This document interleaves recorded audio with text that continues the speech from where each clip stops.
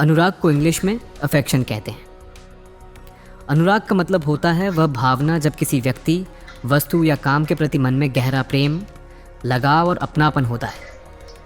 आइए इसे कुछ एग्जाम्पल द्वारा समझते हैं। एग्जाम्पल 1, उसे संगीत के प्रति बहुत अनुराग है। 2, माता का अपने बच्चों के प्रति अनुराग स्वाभाविक होता है। 3, गुरु के प्रति उसका अनुराग सभी को पसंद आया। ऐसे ही आप लोग अपना सहयोग बनाए रखिए, क्योंकि दैनिक जीवन में उपयोग होने वाले शब्दों के सरल अर्थ और उनकी सहज व्याख्या हम आगे भी आपके साथ साझा करते रहेंगे। धन्यवाद।